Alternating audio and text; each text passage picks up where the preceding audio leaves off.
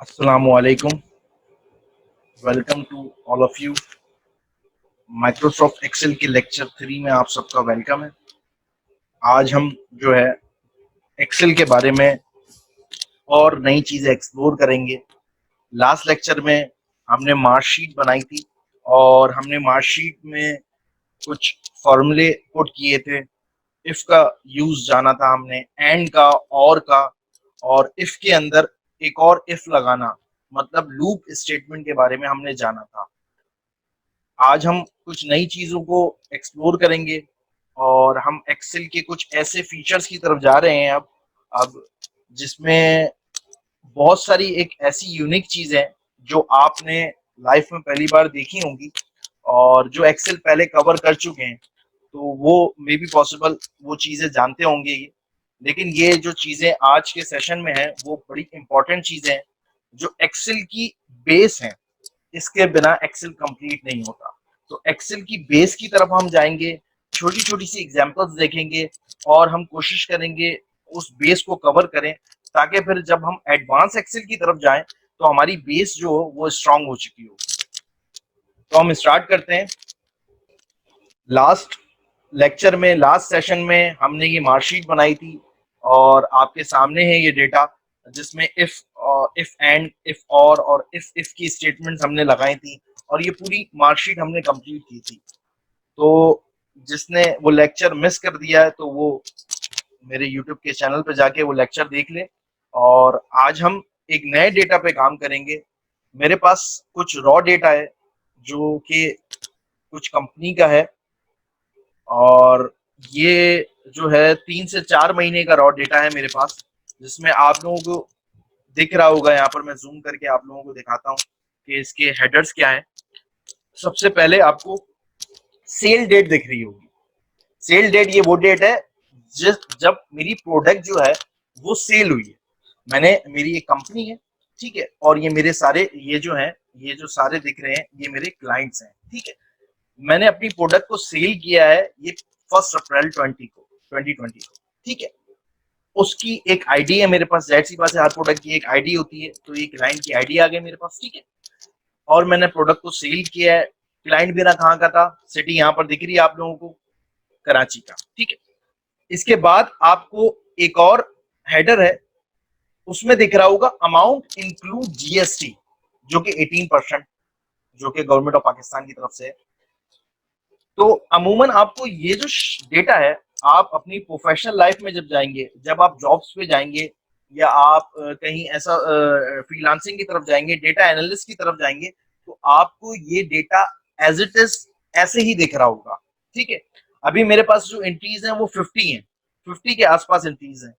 ये minimum entries है, maximum जो होती हैं वो होती हैं 50,000, 10,000, 1 लाख, इतनी एंट्रीज होती हैं।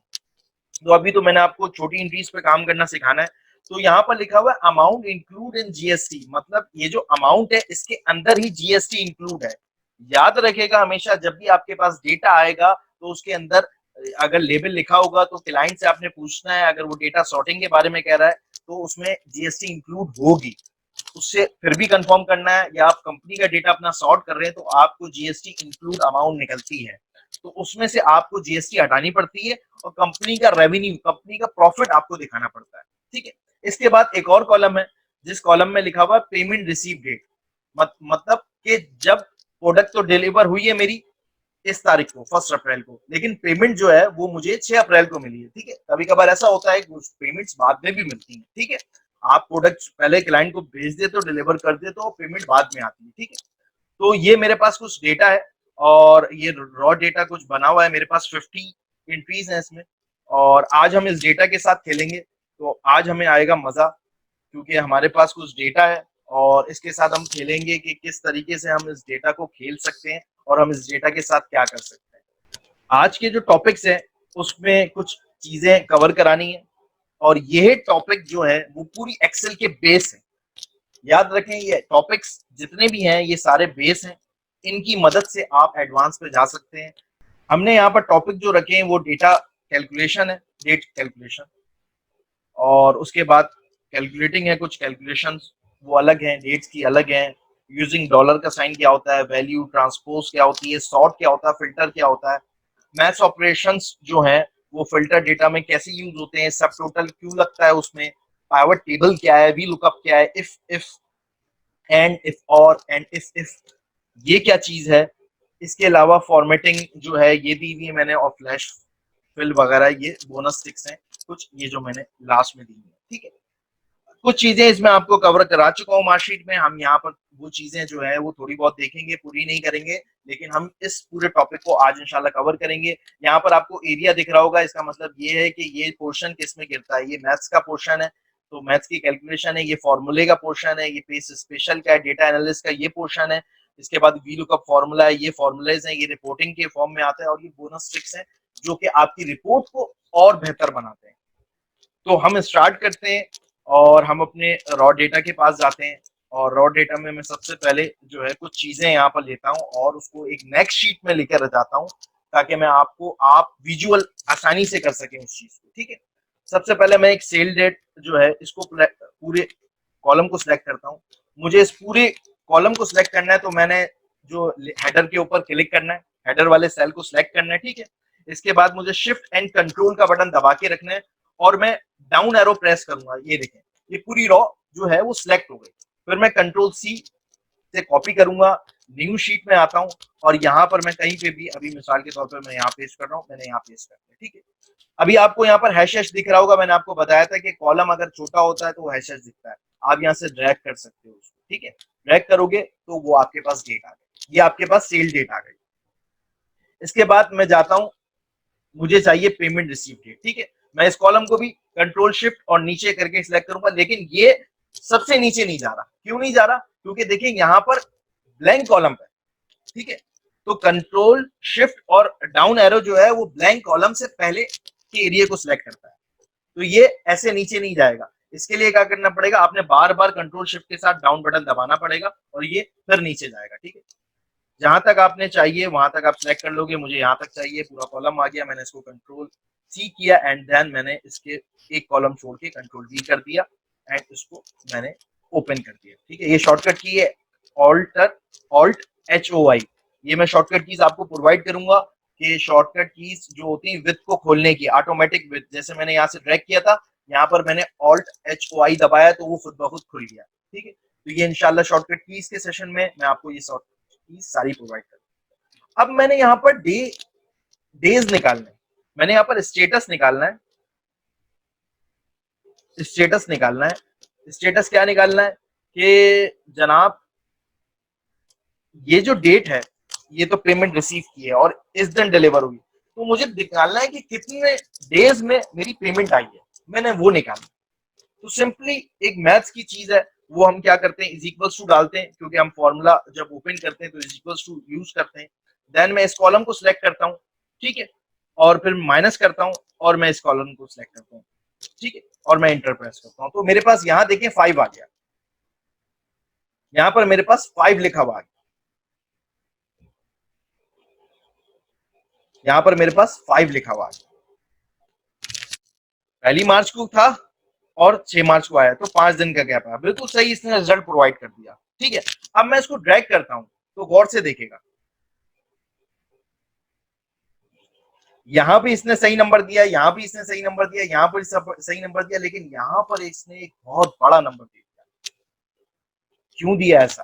क्योंकि यहां पर अभी मेरे पास पेमेंट ही नहीं आई, इस वाले क्लाइंट की मेरे पास पेमेंट ही आई। फर्स्ट मार्च से गया हुआ है, अभी तक मेरे पास पेमेंट नहीं आई, पेमेंट ड्यू है। तो मैं यहाँ पर वो फॉर्मूला यूज नहीं कर सकता ये वाला अपनी रिपोर्टिंग में, क्योंकि आपके पास कुछ क्लाइंट ऐसे होंगे जिनकी पेमेंट ड्यू में। तो आपके अगर बॉस ने आपको बोला हो कि आप मुझे रिपोर्ट निकाल के दिखाओ, तो आप इतना बड़ा नंबर तो वहां नहीं दिखा सकते, या जहां पर इतने बड़े बड़े नंबर आए आप वहां पर जाके डिलीट करते रहोगे।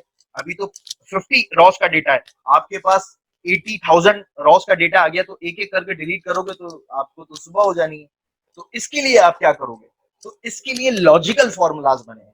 आप यहाँ पर लॉजिकल फॉर्मूलाज लगाओगे ताकि आपके पास आपकी लॉजिक के मुताबिक आपका आंसर आ जाए। आप एक्सेल को बोलोगे कि अब जो है ना मेरे मुताबिक मुझे आंसर प्रोवाइड करो, तो उस लॉजिक का मैं आंसर यहाँ पर आपको प्रोवाइड करके दिखाऊंगा। मैंने इज इक्वल टू यहाँ पर टाइप करना है, मैंने इफ का फॉर्मूला लगाना है, ठीक है, क्योंकि मुझे लॉजिक देनी है। अब यहाँ पर एक और फॉर्मूला मैं यहाँ पर लिखने जा रहा हूं, वो आप गौर से देख लें। उस फॉर्मूले का नाम है इस, इस लिखेंगे, बी लिखेंगे, देखें वो पहले ही आ रहा है नीचे, इस ब्लैंक। इस ब्लैंक फॉर्मूला है, और इस ब्लैंक जो है वो यूज होता है, कोई चीज आपको ब्लैंक छोड़नी है तो आप इस ब्लैंक को यूज करो। अभी आपको मैं इसके एग्जाम्पल के तौर पे पूरा करके दिखाऊंगा तो आपको समझ में आ जाएगा ये। अच्छा, इस ब्लैंक पे मैंने कौन सा सेल सिलेक्ट करना है, मैंने सिलेक्ट करना है E5 को, ई एंड 5, E5 मेरा सेल सिलेक्ट हो गया। मैं यहाँ क्लिक करके भी कर सकता था और मैंने लिख भी दिया, ठीक है, यहाँ पर E5 सिलेक्ट हो गया। अब वो यहाँ पर नीचे ब्रैकेट में दे रहा है कि वैल्यू देने के बाद ब्रैकेट क्लोज करो इस ब्लैंक का, मैंने इस ब्लैंक का ब्रैकेट भी क्लोज कर दिया। अब मैं किसके फॉर्मूले में हूं, इफ के फॉर्मूले में आ गया, इस ब्लैंक का फॉर्मूला खत्म हो चुका है। अब वहां पर क्या है, मेरे पास कह रहा है पहली अमाउंट कॉमा के बाद क्या होती है, ट्रू, सही वाली वैल्यू लिखो।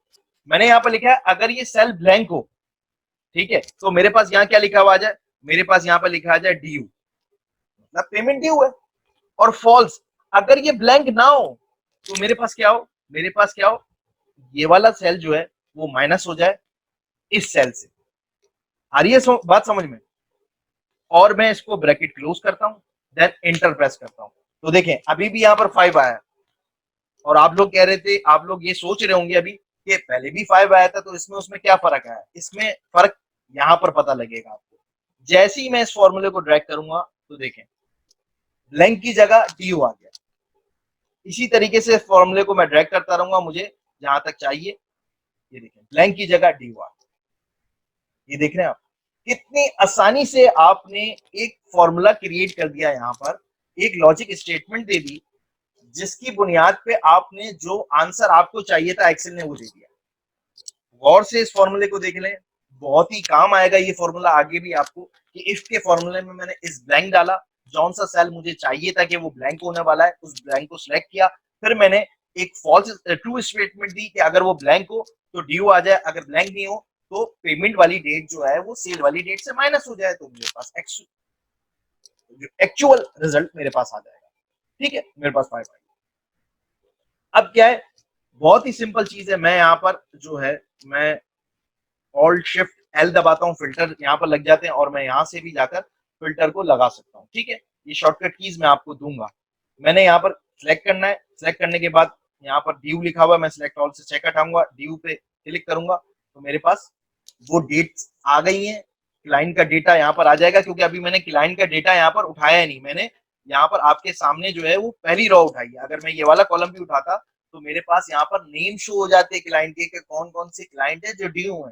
तो आप ये चार्ट जो है अलग से अपने बॉस को दिखा सकते हैं कि भाई ये पेमेंट जो है ड्यू है, और बाकी ये जो पेमेंट है वो हमारे पास आ गई है, ड्यू को हटाकर ये पेमेंट आ गई है। जिसमें से लार्ज डेट पेमेंट कौन सी है वो आप दिखा सकते हो, 20 कौन सा कस्टमर है जिसने ज्यादा आपको डिले किया। तो देख सकते हैं आप कितनी आसानी से हमने एक चीज जो है यहाँ पर क्रिएट की और हमने डेट कैलकुलेशन को यहाँ पर फीड कर दिया। तो यहाँ पर हमारा ये जो डेट कैलकुलेशन है ये यहाँ कंप्लीट हो गया।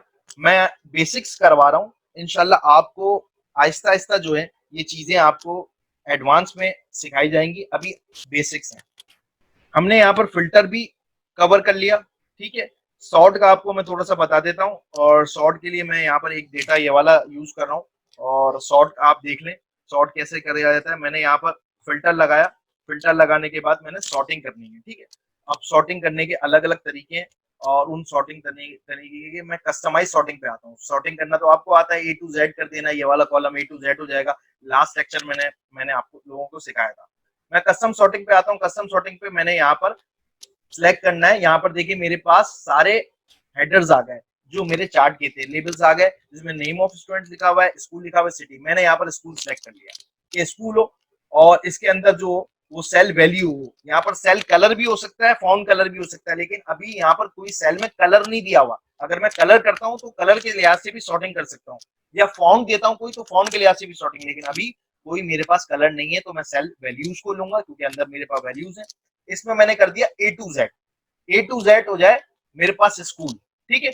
मैं यहाँ पर ओके प्रेस करता हूं तो ऑब्वियस सी बात है यहां से भी मैं ड्रॉप करके ए टू जेड पे कर सकता था, लेकिन मैंने ये कस्टम ऑप्शन क्यों यूज किया, अब अभी मैं आपको दिखाता हूँ। यहाँ पर मैं एड लेवल एक और करूंगा, एड लेवल एक और करूंगा। अब मैं यहाँ पर सिटी को सिलेक्ट करता हूँ, अब मैंने दूसरा सिटी सिलेक्ट किया, यहाँ पर भी सेल वैल्यूज है, यहाँ पर भी मैं ए टू जेड करता हूँ।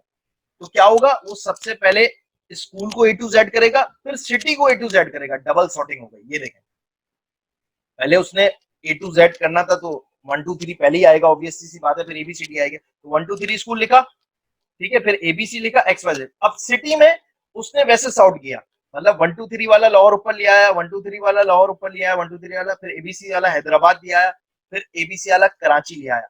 एबीसी वाला अगर मैं उसको सॉर्ट नहीं करता तो पहले क्या आता, कराची आता, ठीक है, क्योंकि कराची पहले लिखा हुआ था, लेकिन सिटी को भी सॉर्ट करने के बाद हैदराबाद ऊपर आ गया। तो इस तरह से आप कस्टमाइज सॉर्टिंग भी कर सकते हो अपनी मर्जी से, जितनी आपने सॉर्टिंग करनी है आप उसको क्या कहते हैं, अपनी मर्जी से उसको कस्टमाइज कर सकते हो। हमने यहाँ पर ये वाला जो कवर है, ये हमने जो है वो इस आज के सेशन में भी हमने कुछ देखा, और पुराने सेशन में हम इसको पूरा कंप्लीट कवर कर चुके हैं, तो मैंने इसको यहाँ पर बोल्ड कर दिया, ठीक है, शॉर्ट भी यहाँ पर हमने कवर कर लिया। अब हम आते हैं एक और नई चीज की तरफ। अच्छा, मैं आपको यहाँ पर शीट पे, ये रॉ डेटा पे आपको काम करके नहीं दिखा रहा, क्योंकि कंफ्यूज ना हो जाओ आप, क्योंकि कभी कभार ऐसा होता है बहुत सारी चीजें एक साथ हो रही होती हैं तो बड़ी कंफ्यूजन हो जाती है, इसलिए मैं आपको हर काम जो है अलग अलग शीट पे करके दिखा रहा हूँ, ठीक है। आपने ऐसे नहीं करना कि हर शीट पे अलग अलग काम करना है, आपने तो रॉ डेटा पे ही काम करना है, लेकिन मैंने जो है यहाँ पर आपको इसलिए अलग अलग शीट पे काम कर रहा हूँ ताकि आपका काम जो है वो बहुत आसान हो जाए, आपको समझ में आए। नेक्स्ट हमने क्या करना है, हमने ये जीएसटी वाली अमाउंट को लेना है, ठीक है। इस कॉलम को मैं पूरा सिलेक्ट करता हूँ, कॉपी करता हूँ, एक नई शीट में जाता हूँ और यहाँ पर ये कॉलम मैंने पेस्ट कर दिया। देखें, ऑल्ट और HOI दबाया तो वो कॉलम ऑटो फिल हो गया। अब क्या करना है, यहाँ पर सबसे बड़ी मुसीबत है, आपने क्या करना है, यहाँ पर पेमेंट के अंदर से, इस अमाउंट के अंदर से जीएसटी निकालना है। बेस अमाउंट मतलब एक्चुअल अमाउंट जो है वो यहाँ पर बनानी है। तो वो कैसे बनाते हैं, हम यहाँ पर लिख देते हैं सबसे पहले बेस, और यहाँ पर लिख देते हैं जीएसटी, ठीक है। अब यहाँ पर मैं आपको दिखा रहा हूँ कि जीएसटी और बेस में किस तरीके से आप जीएसटी और बेस को बना सकते हो। आपने करना क्या है, यहाँ पर आपने इज इक्वल टू निकालना है, ये मैथ्स की कैलकुलेशन है, सिंपल कैलकुलेशन है, किसी ने अगर की हो तो उसको आती होगी। मैंने पहला सेल को सिलेक्ट किया एंड मैं इसको डिवाइड करूंगा 1.18 से, एंड मैं एंटर प्रेस करता हूं तो ये मेरे पास जीएसटी, ओ सॉरी, बेस निकल आई, ये बेस अमाउंट मेरे पास निकल के आ गई है। अब किसी ने चेक करना है, किसी ने जीएसटी अमाउंट भी देखनी है कि जीएसटी अमाउंट क्या है, इसकी जीएसटी अमाउंट कितनी बनती है, तो वो भी हम निकालेंगे। हम यहाँ पर आते हैं, हम इज इक्वल टू प्रेस करते हैं और हम इसको मल्टीप्लाई कर देते हैं, इसको मल्टीप्लाई कर देंगे किससे, 18% से। तो मेरे पास यहाँ ये देखें, ये जीएसटी निकल के आ गई, जीएसटी मेरे पास निकल के आ गई। और किसी ने अगर क्रॉस चेक करना है कि ये जो है अमाउंट सही निकल के आई है नहीं, तो क्या करना है, सिंपल ये दोनों सेल को प्लस करके देख लो, ये देखें, ये वाली अमाउंट और ये वाली अमाउंट सेम आ गई। तो देख रहे हैं, ये है सिंपल कैलकुलेशन कि हमने यहाँ पर बेस निकाल ली, एक अमाउंट से हमने क्या किया, हमने जो अमाउंट थी हमारी कंपनी को जो प्रॉफिट हुआ इस सेल पर वो इतना हुआ, इतना गवर्नमेंट को गया। और अगर क्रॉस चेक करना है आपने तो वो प्लस कर लोगे तो क्रॉस चेक हो जाएगा, वरना क्या है, आप अपनी रिपोर्टिंग में जीएसटी को अलग करके दिखा सकते हो कि भाई जीएसटी टैक्स जो है गवर्नमेंट का, और प्रॉफिट का रेवेन्यू इतना आया, कंपनी का रेवेन्यू सॉरी इतना आया। तो हमने अमाउंट की में से जीएसटी अभी आपको निकालना सिखा दिया। उसके बाद हम टॉपिक्स पे वापस आते हैं। हमने यहाँ पर कैलकुलेशन कर ली, कुछ कैलकुलेशन हमने कल भी की थी, कुछ कैलकुलेशन हमने आज की है, तो हम जो है आहिस्ता आहिस्ता चीजों को इसी तरीके से आगे करते रहेंगे, ठीक है। ये आ गया और इसको मैं जो हूँ ड्रैग कर सकता हूँ डबल क्लिक करके, ठीक है। और दूसरी चीज क्या है, मैं एक और चीज कर सकता हूँ, मैं सबसे नीचे आऊंगा, ठीक है, कंट्रोल और नीचे का डाउन का बटन दबाऊंगा तो सबसे नीचे सेल पे आएगा, मैं लेफ्ट पे जाऊंगा लेफ्ट पे जाने के बाद मैं कंट्रोल शिफ्ट दबा के ऊपर वाले सेल पे जाऊंगा, तो उसने पहला सेल सेलेक्ट कर लिया। अब मैं कंट्रोल डी भी प्रेस करता हूं तो ये देखें वो सारी वही चीजें जो है वो नीचे आ गई। ये सारी शॉर्टकट कीज हैं, ये आपको शॉर्टकट की जब सेशन होगा तो उसमें आपको ये ट्रिक्स दोबारा बताई जाएंगी। अभी मैं आपको बता रहा हूँ कि किस तरीके से आप इन शॉर्टकट कीज को अप्लाई करके और स्मार्ट बन सकते हो और स्मार्ट काम कर सकते हो। ठीक है, अभी हम आ जाते हैं कुछ परसेंटेज कुछ डिस्काउंट की तरफ कि हमने अगर डिस्काउंट देना है तो मैंने यहाँ पर लिख दिया मिसाल के तौर पर 20%। ठीक है, 20% यहाँ डिस्काउंट लिख दिया। इसको मैं बोल्ड कर देता हूँ। ठीक है, यहाँ पर आपको दिख रहा होगा। ओके, अभी हमने यहाँ पर अपनी डिस्काउंट की तरफ आ जाते हैं। हम डिस्काउंट कैसे निकाला हमने हमने यहाँ पर 20% हमने लिख दिया कि यहाँ पर एक डिस्काउंट है और इस डिस्काउंट को हमने निकालना है। तो हमने क्या करना है, हमने यहाँ पर एक वैल्यू लेनी है, कोई भी वैल्यू ले लो, आपकी मर्जी है। मैं ये वाली वैल्यू ले लेता हूँ, आप ये वाली ले लो, आपकी इज अप टू यू, कोई सी भी वैल्यू ले सकते हो। मैं इस वैल्यू को लेता हूँ और इसको मैं मल्टीप्लाई करता हूँ और मैं इस सेल को सिलेक्ट करता हूँ। ठीक है, मैंने इस वैल्यू को लिया, इस सेल को सिलेक्ट किया और मैंने एंटर प्रेस किया, तो मेरे पास ये डिस्काउंट आ गया, डिस्काउंटेड वैल्यू आ गई। ठीक है, डिस्काउंटेड वैल्यू आई है मेरे पास, ये इतनी डिस्काउंटेड वैल्यू होगी इसके ऊपर। ठीक है, अब मैं इसको ड्रैग करता हूं तो ये देखेगा क्या हुआ है मेरे पास। देख रहे हैं आप, मेरे पास कोई बहुत ही अजीबो गरीब वैल्यूज आ गई यहाँ पर देखें, बहुत ही अजीब गरीब वैल्यू आ गई। मैंने क्या किया, मैंने सिंपल सा डिस्काउंट दिया इस वाली वैल्यू को, पहली वाली वैल्यू तो उसने बिल्कुल एज इट इज निकाल के दी, बिल्कुल करेक्ट। मैंने जैसे ही ड्रॉप किया तो क्या हुआ मेरे साथ, मेरे पास एक बड़ी वैल्यू आ गई। अब इस चीज को समझें, इस चीज को समझने की जरूरत है आपको। कैसे, मैं जब पहले वाले सेल पे क्लिक कर रहा हूँ, ठीक है, अब यहाँ पर देखिए, यहाँ पर लिखा हुआ F5, F5 तो मेरा ये हो गया, मल्टीप्लाई बाय J4, J4 ये वाला। ठीक है, मैं दूसरे वाले पे सिलेक्ट करता हूं तो लिखा हुआ F6, ओके F6 उठाना है, लेकिन उसने किससे मल्टीप्लाई कर दिया, J5 से। J5 से क्यों कर दिया भाई, मुझे तो इसको मल्टीप्लाई कराना था J4 से, जिस तरह पहले वाले को कराया। फिर मैं क्या करूंगा, जब आपको एक ही सेल को कहीं लॉक करना हो, क्योंकि अभी आपका ये वाला सेल मल्टीप्लीकेशन का लॉक हो चुका है, जब आपको एक ही सेल को लॉक करना हो और दूसरे तमाम सेलों से मल्टीप्लाई कराना हो, तो वहां क्या करते हैं आप, वहां आपने करना है ये कि वहां पर आपने सिंपल सा क्या करना है, आपने F4 प्रेस करना है। सिंपल सा लास्ट वाले कॉलम पे जो सेल को ब्लॉक करना है, आपने वहां F4 प्रेस कर देंगे तो डॉलर का साइन आ जाएगा। अब मैं एंटर प्रेस करता हूं और मैं इसको ड्रैग करता हूं तो देखें, ये देख रहे हैं वैल्यू मेरे पास बिल्कुल सही आई। मैं लास्ट वाले सेल पे आता हूं, ये देखिए F10 उठाया बिल्कुल सही और J4 ही उठाया, क्योंकि J4 सेल यहाँ पर लॉक हो चुका है। मैं यहाँ पर सबसे एंड में भी आता हूं तो ये देखें, सबसे एंड वाला सेल भी उठाता हूं तो J4 उठा। इस तरह आप एक सेल को लॉक कर सकते हैं यहाँ सिर्फ डॉलर के साइन लगाकर। तो यूजिंग डॉलर जो है ना फॉर्मूले में, वो क्यों यूज होता है, ताकि आप उस सेल को लॉक कर सकें। ठीक है, आई होप यहाँ पर चीजें क्लियर हो गई हैं। अब हम जाते हैं एक नई चीज पर, और उसके लिए मैंने यहाँ पर, आपने यहाँ पर कुछ सिटीज मैंने यहाँ कॉपी करने पड़ेंगे ताकि आप लोगों को ये चीज क्लियर हो जाए। मैंने यहाँ पर कुछ सिटीज लिखे, ठीक है, इन सिटीज को मैं थोड़ा बड़ा कर देता हूँ। ठीक है, अभी क्या है, यहाँ पर आपके पास कुछ चीजें जो है वो सेल्स में लिखी हुई आ रही हैं, सॉरी रॉज में लिखी हुई आ रही हैं, और आपने वो कॉलम्स में लिखनी है। तो बहुत से लोग क्या करते हैं, टाइम वेस्ट करते हैं बहुत ज्यादा, और यहाँ पर डेटा बहुत ज्यादा होता है, तो वो लोग क्या करते हैं, यहाँ पर खुद ही लिखना स्टार्ट कर देते हैं कराची एंड देन, तो उनका काम जो है वो बहुत लंबा हो जाता है।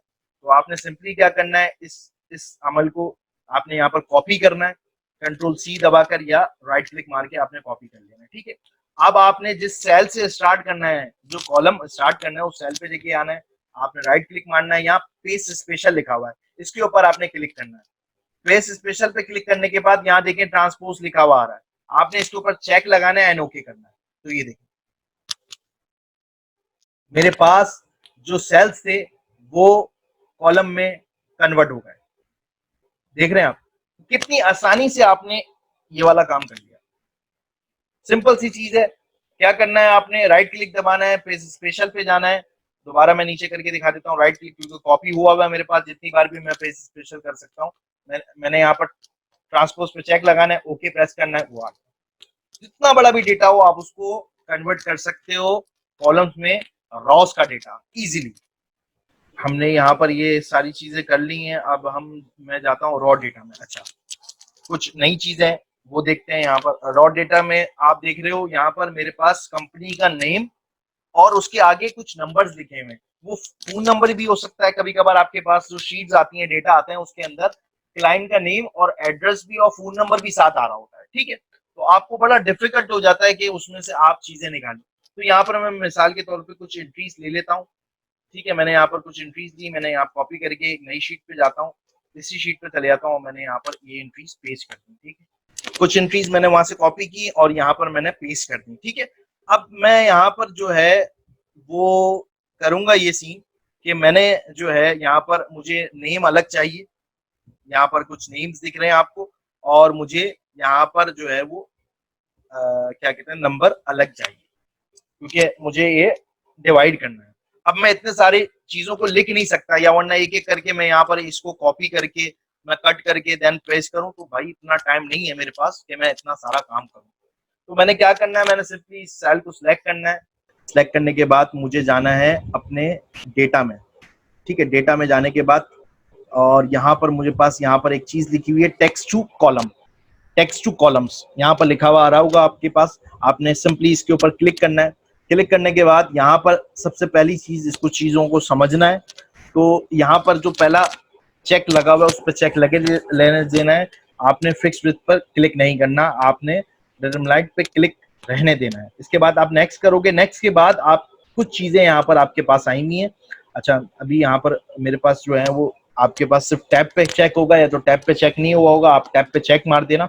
दूसरी चीज आपने जो चेक मारनी है, हमेशा याद रखिएगा, अगर कोई एड्रेस लिखा होगा, एड्रेस के पास या तो कॉमा डला हुआ होगा, ठीक है, कॉमा डला होगा, या तो क्या कहते हैं कोई हाइफन डला होगा, और उसके बाद नंबर लिखा होगा। डायरेक्ट एड्रेस के साथ नंबर नहीं लिखा होता है, तो डॉट लगा होगा। तो आपने वो देखना है कि कौन सी ऐसी चीज है जो स्पेसिफिक है जिसके बाद मेरा नंबर है। यहाँ पर मैं देखता हूँ तो कॉमा जो है वो मेरे पास एक वाहिद ऐसी चीज है जिसके बाद मेरा नंबर आ रहा है। तो मैंने सिर्फ यहाँ पर कॉमा को यूज करना है। और ये देखें, यहाँ पर खुद ब खुद वो आपको दिखा भी रहा है प्रीव्यू में कि उसने सेपरेट कर दिया। मैं इसको नेक्स्ट कर दूंगा। नेक्स्ट करने के बाद मैं फिनिश करूंगा। फिनिश करने के बाद ये देखें क्या हुआ है, मेरे उस सेल में से नंबर्स बाहर आ गए। देख रहे हैं कितने आसानी से आपने सेल्स में से आपने दो चीजों को डिवाइड कर दिया, दो सेल बना दी। जो मैं आपको बता रहा हूं एक नई ट्रिक है, उसको आप देख लें। आपने यहाँ पर देखा कि हमने किस तरीके से हमने एक सेल को दो सेल में डिवाइड करा, बहुत ही आसान तरीके से। अभी मैं आपको एक नई ट्रिक फटाफट सिखा रहा हूँ। वो ट्रिक ऐसी है कि आपने अब दो सेल्स को मर्ज भी करना है। कहीं कहीं आपको आता है कि भाई दो सेल्स मर्ज भी करना है, तो उस सेल्स को मर्ज कैसे करेंगे। आपने इज इक्वल्स टू लगाना है, पहला सेल आपके पास ये आपने सेलेक्ट करना है, फिर इसके बाद एंड का ऑपरेटर आपने लगाना है, एंड का ऑपरेटर आपने लगाना है, डबल डॉट्स लगाने, डबल डॉट्स के अंदर जो चीज चाहिए आपको वो लिखना है। मिसाल के तौर पर कोई टेक्स्ट चाहिए तो लिखना है, वरना नहीं लिखना। मुझे टेक्स्ट चाहिए, मुझे क्या चाहिए, यहाँ पर टेक्स्ट की सूरत में कॉमा चाहिए, फिर मैं डबल कोट्स में लिखूंगा, ठीक है। डबल कोट्स में आपने वो कॉमा लिख लिया, फिर मैं एंड का ऑपरेटर दोबारा लगाऊंगा और उसके बाद मैं ये वाला सेल सेलेक्ट कर लूंगा। मैं जैसे ही एंटर प्रेस करता हूं तो ये देखें क्या हुआ, मेरे पास वो चीज सामने आ गई। देख रहे हैं आप, एक ही सेल में आ गई। ये देखें, हमने सेल को यहां अलग किया था, यहां हमने सेल को ज्वाइन कर लिया। तो कितनी आसानी से आपने एक सेल को डिवाइड किया। वो डिवाइड जो होता है वो फॉर्मूले की मदद से नहीं होता, या तो होता भी है तो बड़ा लेंथी काम है। उससे बेहतर काम ये है कि आप जो ऑप्शन आपके सामने लिखा हुआ है उस ऑप्शन को आप यूज कर लो और फॉर्मूले से आप ज्वाइन कर सकते हो, और वो बहुत ही ईजी है जो मैंने आपको करके दिखाया। अच्छा, यहाँ पर फ्लैश फिल लिखा हुआ है, मैं वहां पर आता हूँ दोबारा। फ्लैश फिल जो होता है वो सिंपल एक ही चीज है, और क्या कहते हैं इसमें कोई नई चीज नहीं है, क्योंकि जैसे ही आप उस डेटा को लिखते हो तो ये देखें, मैं जो हूँ फ्लैश फिल का ऑप्शन आपको यहाँ पर दिख रहा होगा, यहाँ पर इनेबल होगा, लेकिन मैं इस पे लेके जाऊंगा। यहाँ पर सॉरी, यहाँ पर इनेबल था, डिसेबल था, यहाँ पर इनेबल हो गया। ये फ्लैश फिल क्या है, ये ऑटो फिल कर देता है। आप कंट्रोल ई से भी प्रेस कर सकते हो, जैसे कि मैंने यहाँ पर जो है ये चीज डिलीट कर देता हूँ और मैं यहाँ पर इसको यहाँ पर आके कंट्रोल ई करता हूँ, सॉरी कंट्रोल ये क्योंकि मैं डिलीट कर चुका हूँ इसलिए वो काम नहीं करेगा। यहाँ पर मैं यहाँ पर अगर दोबारा लगाता हूँ यहाँ पर टेक्स्ट टू कॉलम और उसके बाद मैं यहाँ पर फ्लैश फिल का पहले सेल पे क्लिक करता हूँ तो वो खुद ब खुद सारी चीजें नीचे खुद ब खुद फिल कर देगा। मैं कंट्रोल ई प्रेस करता हूँ तब भी फिल कर देगा और मैं डबल डॉट्स यहाँ पर लाके भी क्लिक करता हूँ तो वो फिल कर देता है। तो फ्लैश फिल का जो ऑप्शन है वो कन्वर्ट टू टेक्स्ट के साथ ही आता है और किसी चीज में नहीं आता। और वैसे भी आपको इसकी जरूरत नहीं पड़ेगी क्योंकि आप इजिली डबल डॉट पे जाके डबल क्लिक करोगे तो आपका जो चीज है वो ड्रैग हो जाएगी जहां तक आपको चाहिए होगी। तो इसका इतना काम नहीं होता, लेकिन फिर भी आपको बताना था वो मैंने आपको बता दिया। हमने यहाँ पर टेक्स्ट टू कॉलम भी यहाँ कर लिया है, ठीक है। और हमने जो कॉलम को दोबारा टेक्स्ट में भी कन्वर्ट करके आपको मैंने दिखा दिया। अच्छा, अभी मैं जो हूँ वो एक इंटरेस्टिंग चीज की तरफ जा रहा हूँ और जिसका नाम है, सबसे पहले मैं वैल्यू करके दिखा देता हूँ, उसके बाद मैं आपको उस चीज की तरफ लेके जाता हूँ, वी लुकअप की तरफ। अब यहाँ पर हम देखते हैं कि ये वैल्यू क्या है जो मैंने यहाँ पर आपको टॉपिक्स में यहाँ पर लिखा हुआ है वैल्यू। बेस स्पेशल में आपको ट्रांसपोज तो सिखा दिया, अब मैं वैल्यू की तरफ आता हूँ। अब देखें यहाँ पर जो ये चीजें लिखी हुई ना ये फॉर्मूले आ गए, देखें फॉर्मूला बार में आपको दिख रहा होगा। यहाँ पर ये लिखा हुआ टेक्स्ट नहीं है, ये फॉर्मूला है। अब मैं इसको टेक्स्ट में अगर कन्वर्ट करना चाहता हूँ तो क्या करता हूँ, मैं इसको कॉपी करूंगा। कॉपी करने के बाद मुझे यहाँ पेस्ट करना है तो मैं यहाँ पर पेस्ट पे क्लिक करूंगा, पेस्ट स्पेशल पे जाऊंगा। पेस्ट स्पेशल पे जाने के बाद ये देखें यहाँ पर लिखा हुआ है ऑल फॉर्मूलाज, बहुत सारी चीजें हैं, आपकी मर्जी है फॉर्मेट चाहिए या कमांड चाहिए, कमेंट चाहिए, या बहुत सारी चीजें हैं, ये आप एक्सप्लोर करना है एक एक करके। मैं सिर्फ आपको जो दो चीजें यूजेज हैं वो बता देता हूँ। वैल्यूज उठानी होती है या तो फॉर्मूला उठाना होता है। आप वैल्यूज पे क्लिक करोगे, ओके करोगे तो ये देखें आपके पास वैल्यूज आ गए और ये चीज टेक्स्ट है और ये फॉर्मूला है, ठीक है। पेज स्पेशल में ये दो ही चीजें हैं जो काम की हैं, एक आपका क्या कहते हैं ट्रांसपोज हो गया, दूसरी चीज वैल्यू, ठीक है। अभी हम एक नई चीज की तरफ जा रहे हैं जिसका नाम है वी लुकअप। बड़ी स्ट्रॉन्ग चीज है, इसको समझने की कोशिश करेंगे और इसको जानेंगे कि ये किस तरह काम करता है। हम रॉ डेटा में आ गए और हम रॉ डेटा में अब क्लाइंट आईडी के साथ हम थोड़ा सा खिलेंगे। मैंने यहाँ पर क्लाइंट आईडी कॉपी करी, यहाँ पर मैं जाता हूँ एक नई शीट में और यहाँ पर मैंने पेस्ट कर दी, ठीक है। अब मैं यहाँ पर वी लुकअप लगाने जा रहा हूँ तो आप देखें वी लुकअप लगता कैसे। मैंने यहाँ इज इक्वल्स टू प्रेस किया और मैंने वी लुकअप लिखा तो ये देखें वी लुकअप आ गया। मैं टैप करूंगा, अब यहाँ पर पहली चीज जो वी लुकअप के फॉर्मूला मुझे बता रहा है वो बता रहा है लुकअप वैल्यू, कौन सी वैल्यू आप ढूंढना चाहते हो। मैंने ये वैल्यू ढूंढनी है। अब इसका काम क्या होता है मैं आपको बताता हूँ, पहले ये फॉर्मूला लगाता हूँ फिर बताता हूँ इसकी यूजेज क्या है। उसके बाद मैं कॉमा दूंगा। अब वो कह रहा है टेबल एरे, टेबल का जो एरे है वो मुझे दो। तो मेरा टेबल जो है रॉ डेटा जो इसमें है तो मैं उस शीट में जाऊंगा, मैं उस शीट में क्लिक करता हूं तो मेरा भी फॉर्मूला खुला हुआ है, आप फॉर्मूला बार में देख सकते हैं और उस शीट का नाम भी यहां पर आ गया रॉ डेटा। अब मुझे कहां तक चाहिए, मुझे वो डेटा मुझे सिलेक्ट करना है। वो डेटा मैं कैसे सिलेक्ट करूंगा मैं आपको वो डेटा बताता हूं। आपने यहां से क्लिक करना है या तो आप हेडर लेना चाहते हैं ले लें, जरूरी नहीं है हेडर लेना। आपने फर्स्ट रॉ से क्लिक किया, आपने ये पहली चीज सिलेक्ट की, उसके बाद आप शिफ्ट दबा के सिलेक्ट करते रहो। अभी मैं जीएसटी तक ले लेता हूँ, 1 2 3 4 ये कॉलम ले ली और मैंने ये आप मर्जी है आपकी नीचे तक ले लो, जितना लेना चाहो ले लो, मैंने ये 10 तक ले लिया, ठीक है। अभी आपको छोटी छोटी लाइनें दिख रही होंगी यहाँ पर। लेने के बाद मैं इसमें कॉमा प्रेस करता हूँ, कॉमे के बाद वो बोल रहा है कौन सा इंडेक्स चाहिए आपको वो आप प्रोवाइड करो मुझे। मैंने यहाँ पर लिखना है कॉमा के बाद इंडेक्स मैंने कौन सा चाहिए मतलब के सॉल्व पे कि उसके सामने कौन सी वैल्यू चाहिए आपको, आपने वो लिखना है। यहाँ पर हम वहां पर वो वैल्यू लिख देते हैं। मिसाल के तौर पे मुझे यहाँ पर चाहिए 2, मैं यहाँ 2 लिख देता हूँ। अभी मैं आपको बताता हूँ 2 होता क्या है। 2 लिखने के बाद मैं कॉमा प्रेस करता हूँ तो वहां पर बोल रहा है ट्रू या फॉल्स। ये ट्रू फॉल्स क्या है, यहाँ पर आपने हमेशा फॉल्स लिखना है। ट्रू जो होता है वो अप्रोक्स मैच लेकर आता है और फॉल्स यहाँ पर लिखा हुआ आ रहा है एग्जैक्ट मैच। आपने हमेशा यहाँ पर फॉल्स लिखना है, आपने ये फॉल्स पे जाना है और टैब दबा देना, ठीक है। आपने एंटर प्रेस करना। अभी आपके सामने एक चीज लिखी हुई आ गई यहाँ पर। अब मैं आपको इसकी एक्चुअल वैल्यू और बताता हूं इसका इंपॉर्टेंस क्या है। अभी हमने क्या किया, हमने यहाँ पर किया ये कि इस आईडी को मैंने बोला कि इस पूरे कॉलम में ढूंढो, ठीक है, मैंने बोला इस आईडी को इस कॉलम में ढूंढो, उसने ढूंढ लिया। उसके बाद मैंने बोला कि टेबल की रेंज जो है वो मेरी यहां से लेकर यहां तक थी, और मैंने बोला इस रेंज में जो है मुझे दूसरा कॉलम दे दो। मैंने यहां पर 2 लिखा था, तो देखो पहला कॉलम तो ये हो गया क्योंकि मैंने यहां से रेंज स्टार्ट की थी, दूसरा कॉलम ये, तो दूसरा कॉलम दे दो। दूसरा कॉलम कौन सा दो? इसके सामने वाला, इसके सामने वाला। अब मैं इसको ड्रैग करता हूं तो ये देखें यहां पर कंपनी का नाम चेंज हो गया। क्यों चेंज हो गया? यहां पर लिखा हुआ है 9282। 9282 क्या है? 9282, उसके आगे क्या लिखा हुआ है? Quick process. तो इस तरह आप वी लुकअप लगा सकते हो। आप एक दूसरी शीट में एक नंबर को ढूंढ सकते हो और लुकअप लगा सकते हो। इसी तरीके से मैं एक और चीज आपको करके दिखा रहा हूं।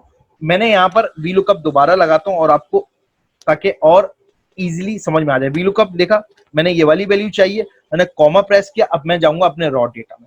रॉ डेटा में मैंने जौन सी वैल्यू सिलेक्ट करनी है, पहले वो सेल लाजमी सिलेक्ट होगा, ठीक है। मैंने वहां पर वैल्यूज कौन सी लिखी थी?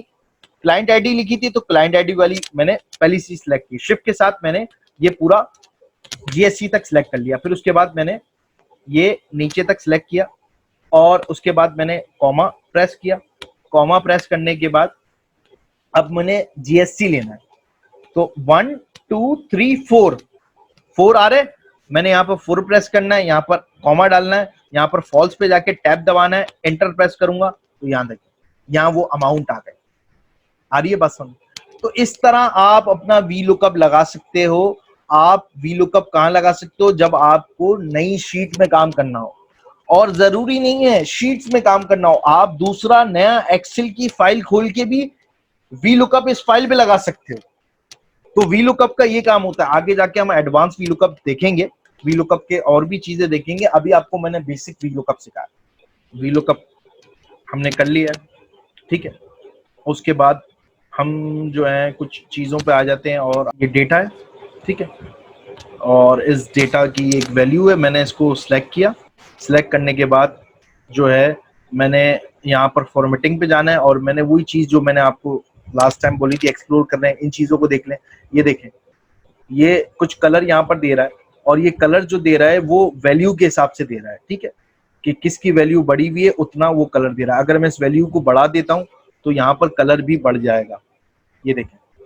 और वो कलर छोटा हो गया, क्योंकि वजह क्या है? वजह ये है कि उस कलर के मुताबिक उसने इतनी बड़ी वैल्यू यहाँ दी हुई है, तो उसके मुताबिक तमाम वैल्यूज के कलर दे रहा है। तो इस तरह आप अपनी जो है बार सिलेक्शन कर सकते हो, कि यहाँ पर आप अपनी मर्जी का जो है ना यहाँ पर बार दे सकते हो, कि यहाँ पर जो कलर स्कीम में आप कलर्स दे सकते हो। इज अप टू यू, आपको देना है। यहाँ पर आइकॉन है मुख्तलिफ किस्म के, यहाँ देखें ये वो वाले, जैसे मैंने कलर यूज किए हुए ना, यहाँ पर बार भी आ रहे हैं। मैं बार दे दूंगा तो ये देखें 100 वाले को सबसे ज्यादा वाले के फुल बार हुए हैं, यहाँ पर कम बार हुए हैं। तो इस तरह कुछ नई चीजें फॉर्मेटिंग में वो आप यहाँ पर देख सकते हो। तो यहाँ पर ये फॉर्मेटिंग है जो मैंने आपको खुद भी एक्सप्लोर करने को कहा था, और आप खुद भी एक्सप्लोर करें तो आपको यहाँ पर बहुत सारी चीजें सीखने को मिलेंगी। इसके अलावा रिमूव डुप्लीकेट्स पे आ जाते हैं। रिमूव डुप्लीकेट्स जो हैं बहुत ही सिंपल चीज है। मिसाल के तौर पर मैं यहाँ पर ये कुछ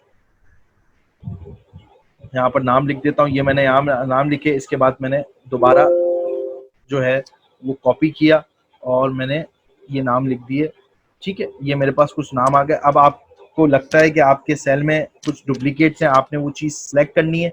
आपने जितनी सेलेक्ट करनी है, पूरा कॉलम सेलेक्ट करना है, इज अप टू यू, ये आपके ऊपर है। आपने उसके बाद डेटा में जाना है, यहाँ पर लिखा हुआ है रिमूव डुप्लीकेट्स, आपने इसके ऊपर क्लिक करना है। अगर आपके पास कोई हेडर नहीं है, ठीक है, तो उसके ऊपर आपने चेक हटा देना है। अगर आपके पास कोई हेडर है तो आपने वो हेडर सिलेक्ट करना है। अभी मेरे पास कोई हेडर नहीं है, मैं हेडर हटा दूंगा और मैं ओके करता हूं, तो ये देखें लिखा हुआ भी आ रहा है 5 डुप्लीकेट जो है वो रिमूव हो चुके हैं, और 5 डुप्लीकेट्स रिमूव हो चुके हैं, और 5 यूनिक वैल्यूज मेरे पास आ गए। तो रिमूव डुप्लीकेट्स आप इस तरह अपनी शीट में, अपने डेटा में डुप्लीकेट्स को रिमूव कर सकते हो, ठीक है। यहाँ पर हमने काफ़ी सारी चीज़ें यहाँ पर अभी हमने सीख ली हैं, और हम बाकी जो चीज़ें रह गई हैं इसको हम कोशिश करते हैं कि हम नेक्स्ट लेक्चर में इसको कंप्लीट करेंगे, क्योंकि अभी काफ़ी चीज़ें आप लोगों को यहाँ पर समझ में आ गई होंगी, और कुछ चीजें आप जब प्रैक्टिस करेंगे तो आपको समझ में आएंगी। तो आई होप आज आप लोगों को मजा आया होगा। इंशाल्लाह नेक्स्ट सेशन में आप लोगों से मुलाकात होगी। अल्लाह हाफिज।